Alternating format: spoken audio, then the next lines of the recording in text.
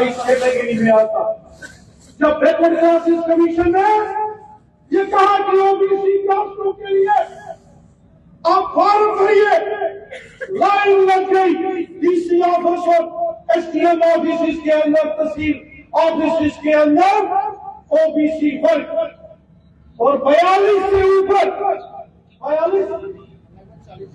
40 के करीब सबका लोहार, तरखान, तेली, आंधी, बर्तमान, हजाम, कुम्हार, जाट कम्युनिटी के लोग, प्रजापति, ये वो समाज के वर्ग थे जो ओबीसी तो थे, लेकिन जम्मू कश्मीर में अगर सोशल कास्ट बना के उसमें भी नहीं इनको रखा गया था। साथियों, आज मोदी सरकार आई, सबका साथ, सबका विकास, सबका विश्वास और ओबीसी के पूरे अधिकार ओबीसी वर्ग को देकर मोदी साहब ने बहुत बड़ा काम किया है। और इसकी एक लंबी लड़ाई ओबीसी मोर्चा जम्मू कश्मीर ने लड़ी है। मैं ओबीसी मोर्चा के कार्यकर्ताओं को बहुत बहुत इसके लिए मुबारकबाद देता हूं। साथियों, इसी प्रकार हम देख रहे हैं किसान, एक जमाना था किसान को कोई नहीं पूछता था। आज मोदी सरकार की हर स्कीम का फायदा किसान को पहुंच रहा। किसान सम्मान निधि हो, किसानों के लिए हर योजना मोदी साहब ने उसमें प्रोविजन रखा और खुद किसान भाइयों का मार्गदर्शन समय समय पर मोदी साहब करते। ये हमारे लिए खुशनसीबी है कि हमारे देश के यशस्वी प्रधानमंत्री मोदी साहब ने समाज के हर वर्ग का भला किया। और किसान जो एक जमाने में जिसको इग्नोर किया जाता था, आज उस किसान का मान सम्मान अगर किसी ने किया है वो मोदी सरकार। महिला वर्ग हो, कितना सम्मान माताओं बहनों को मोदी सरकार ने दिया। हर योजना का लाभ, लाडली बेटी, सुकन्या समृद्धि योजना, बेटी बचाओ बेटी पढ़ाओ, ये नारा देकर कितना बड़ा कार्य मान सम्मान का माताओं बहनों के लिए मोदी साहब ने किया। और फिर 33% जो रिजर्वेशन पार्लियामेंट और असेंबली के अंदर दी गई है, बहुत बड़ा काम किया है। कांग्रेस 50 साल ये नारा देती रही कि महिलाओं का हम सशक्तिकरण करेंगे, लेकिन कर नहीं पाई। हरे और फरार का दूसरा नाम कांग्रेस। और जब मोदी सरकार आई 33%, और सबसे पहले अगर किसी स्टेट के लिए पार्लियामेंट में बिल पास करके ये प्रावधान दिया गया वो जम्मू कश्मीर है, उसके लिए भी जम्मू कश्मीर की लाखों बहनों की तरफ से हम प्रधानमंत्री मोदी साहब का शुक्रिया अदा करते हैं। युवाओं के लिए बहुत पैमाने पर काम हुए, माइनॉरिटीज के लिए काम हुए। साथियों, ये जो बड़े पैमाने पर मोदी साहब ने समाज के हर वर्ग का काम किया है, अब हम सब की बारी है। यहां बैठे एक एक मोर्चे के कार्यकर्ता की ये जिम्मेदारी है कि समाज के जिस वर्ग को आप रिप्रेजेंट करते हो, जिस वर्ग के अंदर आप काम करते हो, अगर कोई महिलाओं में काम करता है, युवाओं में, किसानों में, एसटी, एससी, ओबीसी, माइनॉरिटीज, आप सबकी जिम्मेदारी है कि मोदी सरकार की योजनाएं इस वर्ग के अंदर जिसको आप रिप्रेजेंट करते हो उसके घर घर तक मोदी सरकार का डंका बजना चाहिए। ये आपकी जिम्मेदारी है, ये काम आपको करना है। जो मोदी साहब ने लोगों का भला किया, हम बार बार गांव के अंदर जाते हैं, लाभार्थियों के सम्मेलन करते हैं, बेनिफिशरीज से संपर्क करते हैं। मेरे साथियों, लोकसभा के इलेक्शन का बिगुल बन चुका। 2024 मान के चलिए कि अगले 3-3.5 महीने में ये इलेक्शन हो जाएगा और प्रचंड बहुमत के साथ फिर से देश में पहले से भी अधिक ताकत के साथ नरेंद्र मोदी साहब की सरकार बने। ये हम सब जो गरीबों के लिए, मुस्किनों के लिए, बेसहारा लोगों के लिए मोदी साहब ने काम किए। वक्त आ गया है पहुंचकर हमें जनमानस को ये बताना है, ये मोदी सरकार, ये देश की सरकार, ये 140 करोड़ हिंदुस्तानियों की सरकार है, ये सबकी सरकार है। क्या हिंदू, क्या मुसलमान, क्या सिख, क्या ईसाई, क्या गुज्जर, क्या बकरवाल, क्या पहाड़ी, क्या ओबीसी, क्या जम्मू के, क्या कश्मीर के, क्या महिला, क्या पुरुष, क्या बुजुर्ग, क्या नौजवान, ये हर व्यक्ति की सरकार है, ये देश की सरकार है।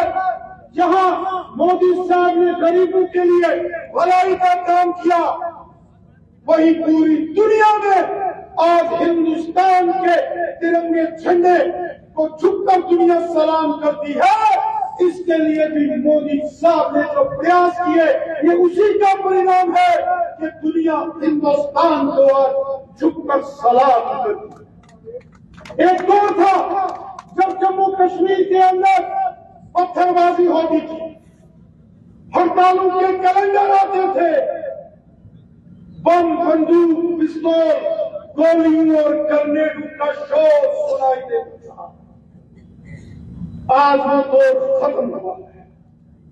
आज जम्मू कश्मीर में अमन है, खुशहाली है, भाईचारा है और साल के आखिरी दिन 31 दिसंबर रात 2 बजे तक जब लाल चौक के अंदर जश्न होता है तो दुनिया बोलती है, फिर एक बार फिर दुनिया बोलती है।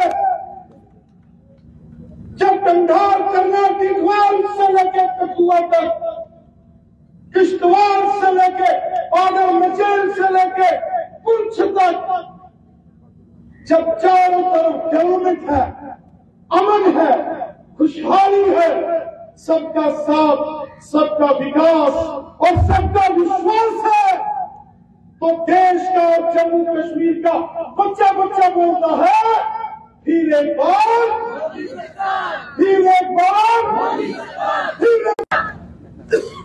साथियों, मैं देख रहा था कल जहां जम्मू कश्मीर के पूर्व मुख्यमंत्री डॉक्टर फारूक अब्दुल्ला साहब जम्मू में आए हुए, बड़ी जबरदस्त,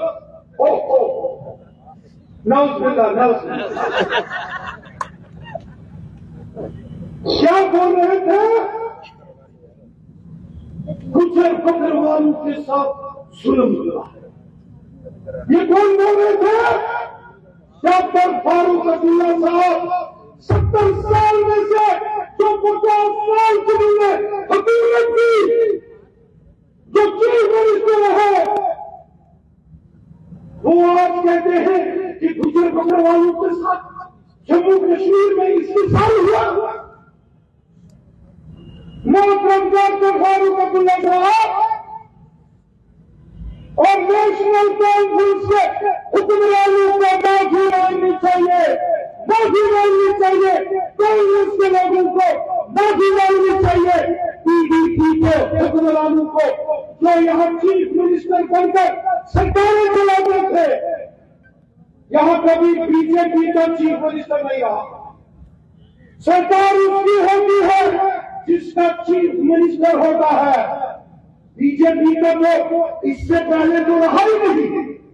हाँ, आने वाले जब इलेक्शन की बात तो होगा, मुझे पता है वो तो बनेगा, लेकिन आज तक बीजेपी की अपनी हुकूमत तो रही नहीं।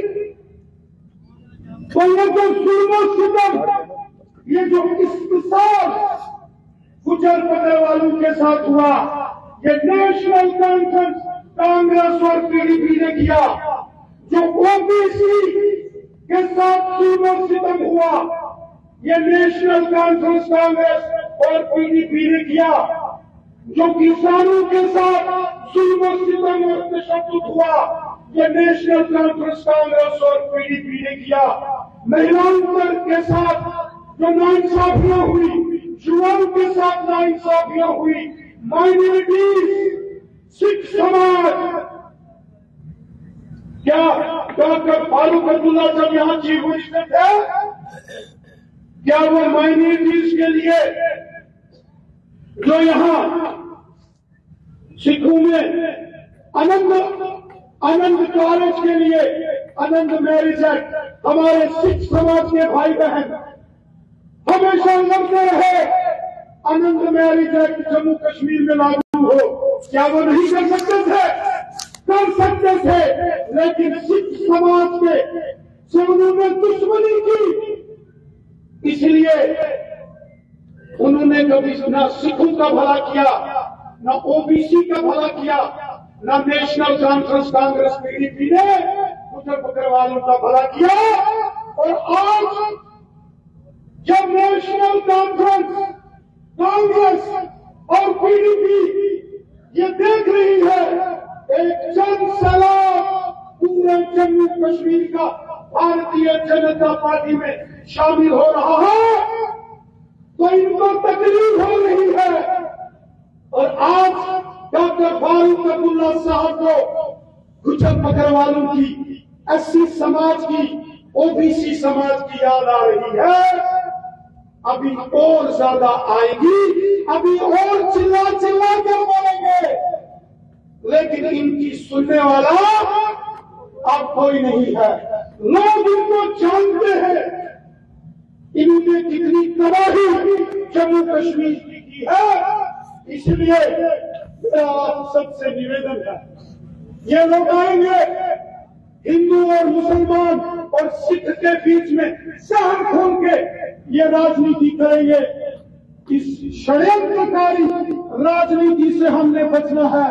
मेरे भाइयों, मेरे बहनों, मेरे दोस्तों, मेरे नौजवानों, मैं आपसे गुजारिश करता हूं, 2024 के लोकसभा के चुनावों का हमने संकल्प लेके जाना है कि जिस मोर्चे के हम कार्यकर्ता हैं वो जम्मू के हो या वादी कश्मीर के हो, अपनी अपनी सेक्शन में, अपने अपने वर्ग में हर घर तक पहुंचने का हम काम करेंगे, ताकि प्रचंड बहुमत के साथ जम्मू कश्मीर की 5 लोकसभा सीटें जीतकर हम नरेंद्र मोदी साहब को गिफ्ट दें और फिर एक बार मोदी सरकार के नारे को, इस संकल्प को पूरा करे। यही निवेदन करता हुआ मैं अपनी वाणी को यही विराम देता हूं। जय हिंद, जय भारत। बहुत बहुत धन्यवाद आदरणीय अध्यक्ष जी। मेरा निवेदन है आदरणीय member of parliament Jugal Kishore Sharma ji से कि वो मंच पर आए और संयुक्त मोर्चा की बैठक में आए सभी कार्यकर्ताओं को संबोधित करें। आदरणीय जोरदार तालियों से स्वागत करें। आज के इस संयुक्त मोर्चा बैठक में हमारे मध्य में हमारे प्रदेश के जुझारू अध्यक्ष रविंद्र रैना जी, जिनको अभी अभी हम सब ने सुना है, और विशेष तौर पर दिल्ली से आए इस कार्यक्रम में भाग लेने के लिए हमारे प्रभारी आशीष सूद जी, अशोक जी जो भारतीय जनता पार्टी के संगठन महामंत्री हैं, और डॉक्टर डी.के. मनियाल साहब, विनोद गुप्ता जी जो कि महामंत्री के नाते अपना दायित्व निभा रहे हैं, मुनीश शर्मा जी जो कि जितने भी हमारे मोर्चे हैं, मोर्चों के प्रभारी के नाम नाते मोर्चों का काम बढ़े, ये कार्य जो है वो देख रहे हैं। मैं देख रहा हूं कि मंच पर यशपाल वर्मा जी, अनुराधा चाड़क जी, रेखा देवी जी और चौधरी मुश्ताक साहब, एसटी मोर्चा के जो प्रधान है अमनदीप जी, जो युवा मोर्चा इंचार्ज के नाते जहां पर उपस्थित हुए, संजीता डोगरा जी महिला मोर्चा की, अरुण प्रभात साहब युवा मोर्चा के, नीलम लंगेश साहब एससी मोर्चा के प्रधान, और फिर रंजोत सिंह नलवा साहब जिनका अभी अभी जिक्र हो रहा था माइनॉरिटी मोर्चा के प्रधान, और सरबजीत सिंह साहब किसान मोर्चा के, और चौधरी रोशन जी एसटी मोर्चा के, सुनील प्रजापति जी ओबीसी मोर्चा के प्रदेश अध्यक्ष के नाते इन मोर्चों के जो अध्यक्ष हैं ये सारा कार्य जो है वो देख रहे हैं। देख रहा हूँ कि मेरे सामने मोर्चों की टीम और वरिष्ठ कार्यकर्ता इस मोर्चों की बैठक में उपस्थित हुए हैं। अभी अभी हमने प्रदेश अध्यक्ष जी को सुना और आपने देखा कि भाई बहुत ही डिटेल में विभोर गुप्ता जी इससे पहले बोले, उन्होंने अपनी बात रखी।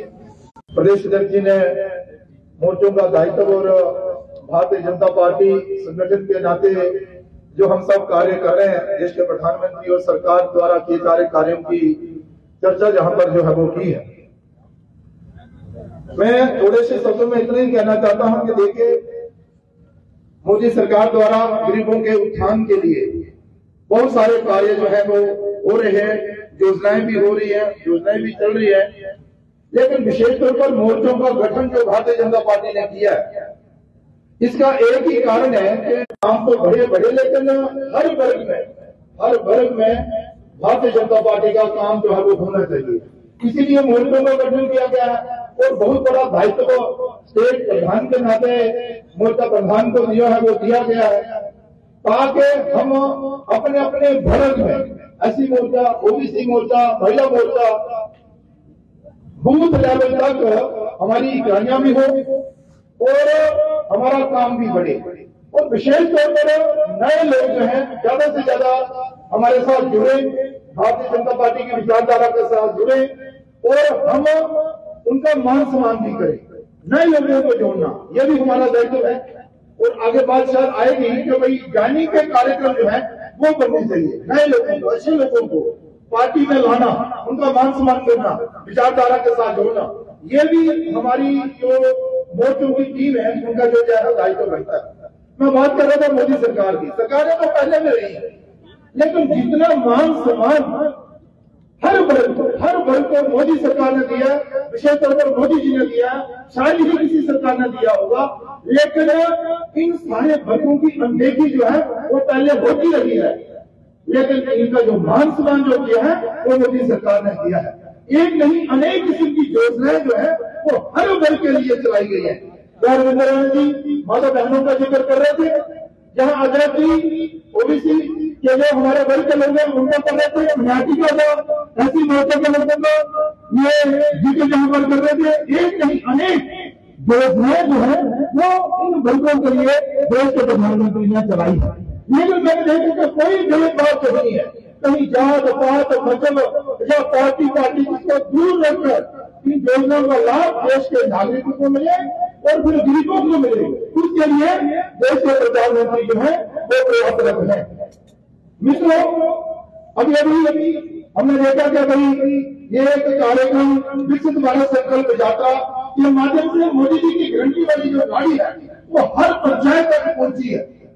तो यह कार्यक्रम 25 जनवरी तक था, लेकिन कल विकसित भारत संकल्प यात्रा के माध्यम से जो देश के प्रधानमंत्री बोल रहे थे, उन्होंने बताया कि हम इसको आगे बढ़ाने का प्रयास कर रहे हैं और शायद ये आगे बढ़ भी जाए, लेकिन हम सबका भी यह दायित्व बनता है कि हमारे बूथ के कार्यकर्ता, हमारे शक्ति केंद्र के कार्यकर्ता जो है, जब भी उन्हें पता चले कि भाई इस दिन इस जगह पर मोदी की गारंटी वाली गाड़ी जो है विकसित भारत संकल्प यात्रा के माध्यम से पहुंच रही है, हम सबको वहां पहुंचना है और पहुंचकर उसका मान सम्मान कर रहे हैं, मोदी की गारंटी की गाड़ी का वेलकम कर रहे हैं और सिर्फ उन लोगों को ले जाना है जिनको इसका लाभ मिला है, जिनको नहीं मिला है उनको भी ले जाना है। मेन मकसद मोदी जी का यही है कि जिनको योजनाओं का लाभ नहीं मिला है उनको भी लाभ मिले, इसलिए वो वहां पर पहुंचे, अपनी रजिस्ट्रेशन करवाए और ये मोदी जी की गारंटी है कि उनको भी उसका लाभ जो है वो मिलेगा।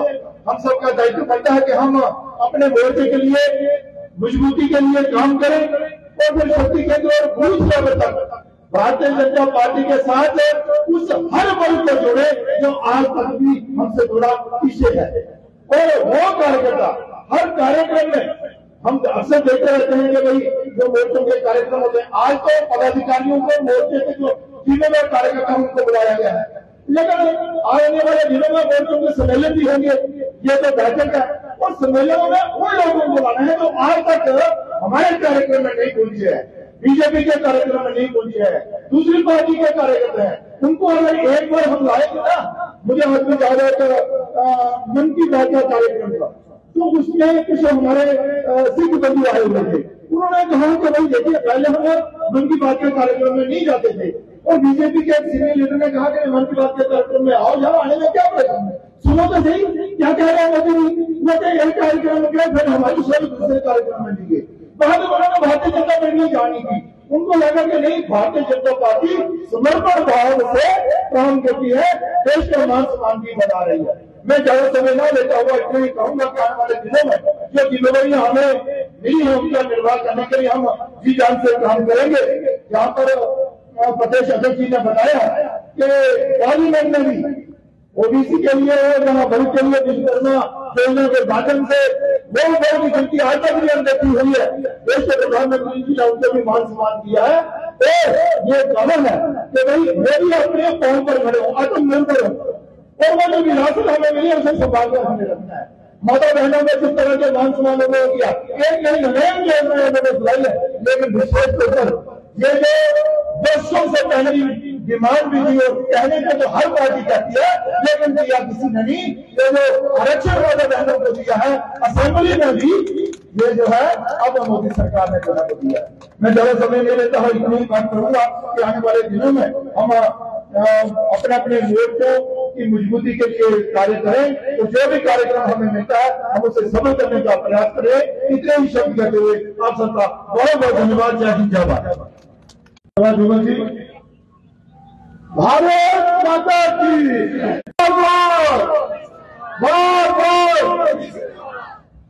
फिर एक बार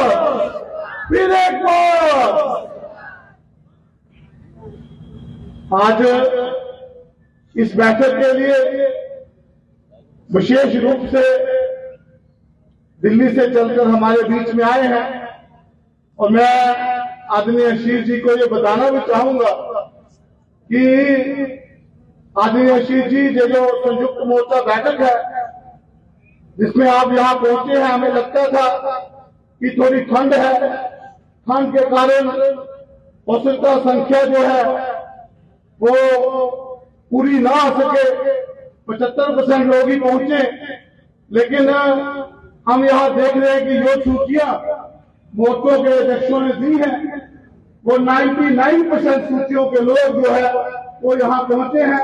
इसलिए मैं आप इस बैठक में आए हैं, मैं आपको ये बताना चाहता था, सभी मोर्चा के लोगों ने और अच्छी तरह सूचना की और सभी लोगों को इस बैठक की गंभीरता के बारे में बताया। सभी जो कार्यकर्ता मोर्चों के, चाहे कश्मीर से हो, रजौरी पुंछ से हो, डोडा किश्तवाड़ से हो, रजौरी से हो, जम्मू क्षेत्र से हो, सभी यहां पहुंचे हैं। आज मैं आपके और इनके बीच में नहीं रहूंगा, मैं आपसे निवेदन करता हूं और खासकर आप सब लोग जो कार्यकर्ता संयुक्त मोर्चा बैठक में आए हैं, मैं आपसे कहूंगा कि आदरणीय आशीष सूद जी दिल्ली से विशेष रूप से इस बैठक के लिए सूद जी का स्वागत करें। आदरणीय आशीष सूद जी से निवेदन है कि वो मंच पे आए और सभी कार्यकर्ताओं को संबोधित करें। आदरणीय आशीष सूद जी।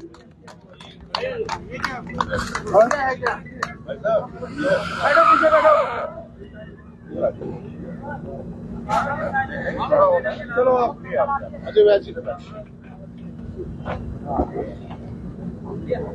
मंच पर उपस्थित जम्मू कश्मीर भारतीय जनता पार्टी के अध्यक्ष श्री रविंद्र रैना जी,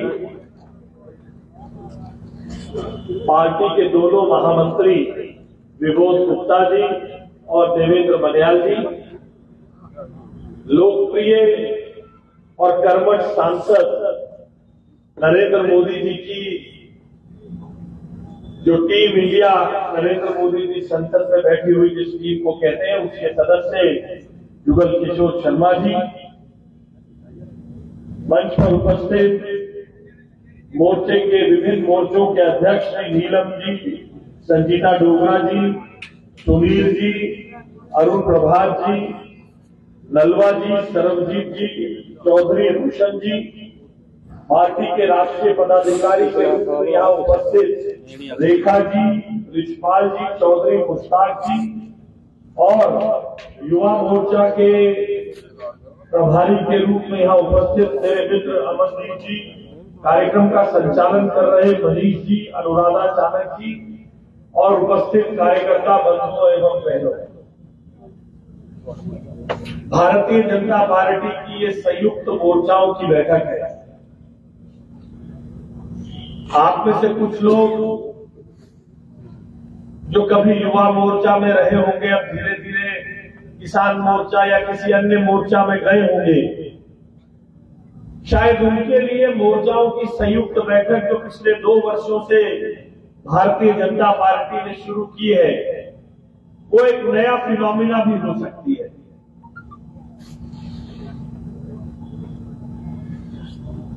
मोर्चों की संयुक्त बैठक क्यों होती है, इसके पीछे का पर्पस क्या है, इसके पीछे का डिजाइन क्या, विजन क्या है, इसको भी हम सबको समझने की जरूरत है। नरेंद्र मोदी जी की विभिन्न स्कीम्स को हम लोग इंप्लीमेंट करने के लिए अपने यहां काम करते हैं। नरेंद्र मोदी जी की विभिन्न योजनाओं को जनता तक पहुंचाने के लिए, और जैसा आदरणीय प्रधानमंत्री जी कहते हैं, सैचुरेशन तक योजनाओं के इंप्लीमेंटेशन का काम करने के लिए हम सब काम करते हैं।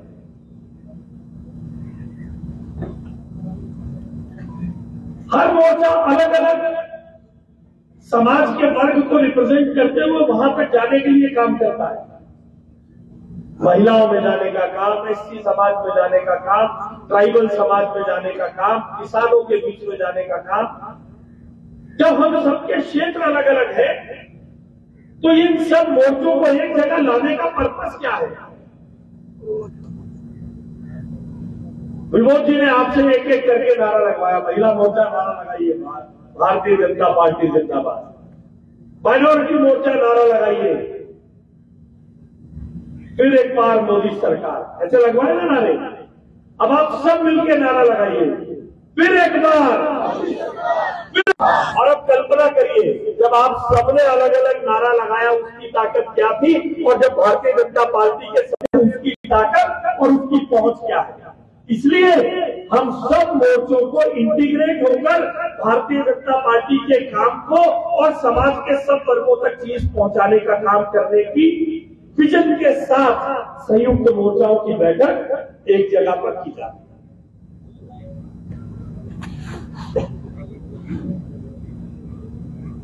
हमारी भूमिका क्या है? आखिर हम मोर्चा में हैं तो मोर्चा के नाते हमारी भूमिका क्या है? हम लोग भारतीय जनता पार्टी के वरिष्ठ नेताओं के भाषणों को आगे पहुंचाने वाले, उनका जयकार करने वाले, उनकी जय जयकार करने वाले, उनके साथ अपनी फोटो खिंचा के अपने को उत्कृष्ट, अपने को बहुत बड़ा समझने वाले, क्या हम वो लोग हैं? ये समझने की जरूरत है।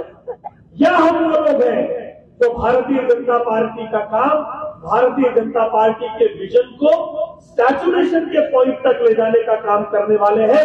जनता की, समाज की भलाई के साथ साथ हम political worker with a purpose है, एक काम को दूर तक करने के पर्पस के साथ हम राजनीतिक कार्यकर्ता है और पार्टी को पीपल्स मूवमेंट बनाने के लिए काम करने वाले कार्यकर्ता है।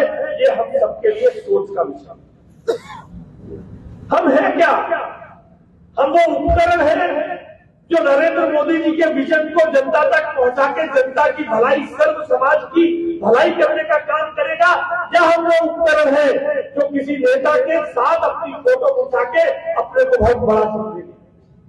भारतीय जनता पार्टी ने विभिन्न वर्ग के लोगों को, विभिन्न वर्ग के, जब भारतीय जनता पार्टी के फाउंडिंग फादर्स ने justice to all appeasement of none का नारा दिया होगा तो यही सोच रही होगी कि भारतीय जनता पार्टी का हर कार्यकर्ता, भारतीय जनता पार्टी के मोर्चे में काम करने वाला, भारतीय जनता पार्टी का हर कार्यकर्ता अपने परिश्रम से और परिश्रम की पराकाष्ठा से समाज की भलाई का और समाज की उन्नति के लिए एक पर्पस के साथ काम करने वाला पॉलिटिकल कार्यकर्ता बनेगा। इसीलिए मोर्चों का गठन भारतीय जनता पार्टी ने किया। आप सब अपने अपने अलग अलग तो काम कर ही रहे हैं। किसान मोर्चा किसान सम्मान निधि वालों को संपर्क करेगा, महिला मोर्चा महिलाओं के लिए जो स्कीम जा रही है उनके लिए काम करेगा, महिला मोर्चा जब 33% रिजर्वेशन होगा उसको पहुंचाएगा। मगर इन सबको इकट्ठा होकर समाज के सब वर्गों को नरेंद्र मोदी जी और भारतीय जनता पार्टी की स्कीम्स की सैचुरेशन पहुंचाने के लिए मोर्चों का गठन और मोर्चों के इस मिशन की बात हमेशा की जाती है। हम बार बार नारा लगा रहे हैं, फिर एक बार मोदी सरकार। भारतीय जनता पार्टी का अब इस समय पर एक ही अधिकृत नारा है, वो है फिर एक बार मोदी सरकार। हम प्रेम से कहते हैं बार बार मोदी सरकार, कोई कहता है तीसरी बार मोदी सरकार, जिसको पसंद नहीं आता तीसरी बार वो कहता है तीसरी बार मत कहो, बार बार मोदी सरकार को, बार बार मोदी सरकार आएगी। अभी 50 वर्ष तक पंचायत से पार्लियामेंट तक नरेंद्र मोदी जी के नेतृत्व में समाज का भला करने का हम काम करेंगे।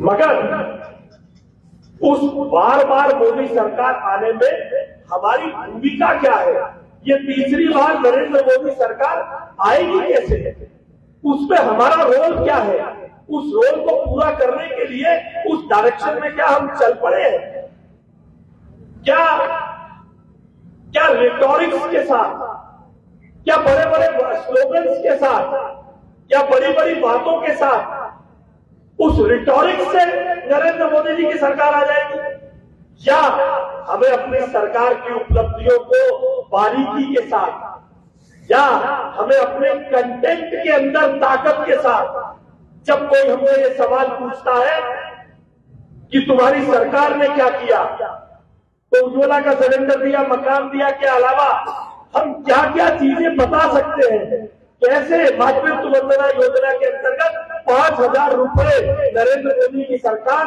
महिलाओं को, गर्भवती महिलाओं को उनके पोषण के लिए देती है ताकि बच्चा और जच्चा दोनों सकुशल और अच्छे रहे। या हम केवल रिटोरिक्स के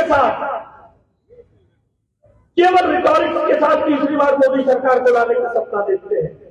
अगर खाली रिटोरिक्स से करना होता तो परिश्रम की पराकाष्ठा करने का काम ना तो नरेंद्र मोदी जी करते, ना नड्डा जी करते, ना अमित शाह जी करते, ना हमारा शीर्ष नेतृत्व करता।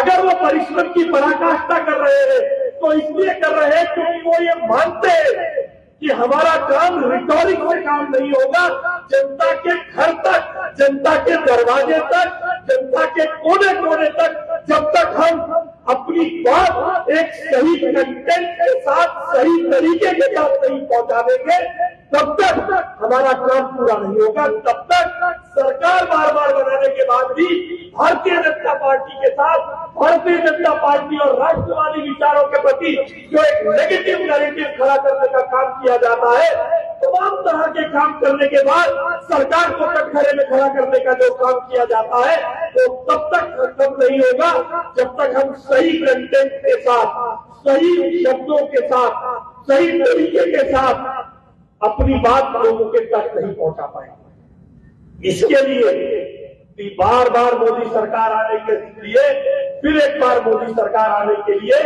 मोर्चे के सभी पदाधिकारियों की भूमिका ये बनती है कि वो इस कंटेंट को रिटोरिक्स से अलग करके इस कंटेंट को जनता के बीच में पहुंचाने का काम करे और सही शब्दों में, सही तरह से स्कीम्स को जनता के बीच में पहुंचाकर उसकी प्रसिद्धि का काम करके जो हमारी विचारधारा के प्रति एक नेगेटिव धारणा बनी हुई है। युवा मोर्चे का काम क्या है? युवा मोर्चे का काम केवल वैलेंटाइन डे का विरोध करने का काम है, ऐसी जो छवि बनाने का काम करते हैं। इन सब चीजों के विरोध में अपनी बात को सही तरीके से जब तक हम पहुंचाने का काम नहीं करेंगे, तब तक हमारे गठन का और हमारे यहाँ होने का सही पर्पस नहीं होगा। इसीलिए शायद हमारी पार्टी की विजन को आगे ले जाने के लिए भारतीय जनता पार्टी के वरिष्ठ नेताओं ने इस प्रकार का एक रचना खड़ी की कि हम सब एक साथ मिलकर काम करें और हमारी मीटिंग्स को एक साथ करने के लिए हमारे कामों में सामंजस्य बने। हमारे किसान मोर्चे का काम करते करते हमारा व्यापारी वर्ग जो है उससे हमारी लड़ाई नहीं है। युवा मोर्चे का काम करते करते, युवाओं की बात करते करते हम अन्य वर्गों के खिलाफ नहीं हो जाएंगे। ये समरूपता बनाने के लिए इन सब चीजों को बार बार करने का काम हम सब इकट्ठा कर पाए। आप लोगों के राष्ट्रीय प्रभारी सब यहाँ हैं। आप इन सब विषयों को आगे तक ले जाने के लिए अभी अलग अलग ग्रुप्स में बैठेंगे, तो उस ग्रुप में बैठकर एक कंटेंट केंद्रीय नेतृत्व ने आपके सामने भेजा है। मगर कुछ बातें सूत्र के रूप में, कुछ बातें करने के रूप में मैं आपके सामने रखना चाहता हूं। किसी भी मोर्चे की भूमिका क्या है, किसी भी मोर्चे के गठन के पीछे पार्टी का सोच क्या है।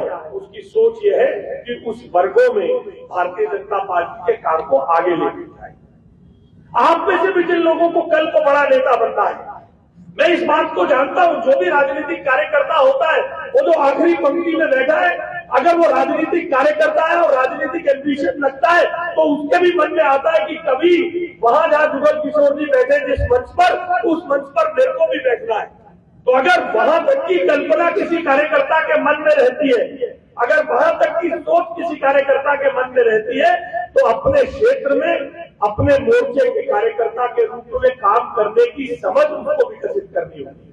इसलिए फिर एक बार मोदी सरकार आने के लिए जब आप चर्चा करें तो आप लोगों को अपने प्रभारियों के माध्यम से हारी और जीती हुई विधानसभाओं में सी और डी कैटेगरी के बूथों में अपने अपने मोर्चे के लोगों को सी और डी कैटेगरी का, मान लीजिए जम्मू विधानसभा के कुछ बूथ है, तो वहां पे महिलाओं को हम कैसे आगे बढ़ा सकते हैं, वहां पर हम किसानों के लिए क्या कर सकते हैं, क्या वहां पर हम 10 एससी समाज के लोगों को पार्टी के साथ जोड़ने का काम कर सकते हैं, तब तो आपके मोर्चे में काम करने की सार्थकता है। अगर केवल रिटॉरिक्स में ही हम लोग काम करते रहेंगे तो मुझे नहीं लगता कि आप अपने जीवन में अपने काम का, अपने समय का, अपने व्यापार को छोड़कर आने की सार्थकता प्राप्त करेंगे। पार्टी ने हमें सबको एक कार्यक्रम दिया, खासतौर पे युवा मोर्चे को एक कार्यक्रम दिया बॉर्डर विलेज में जाकर काम करने के लिए।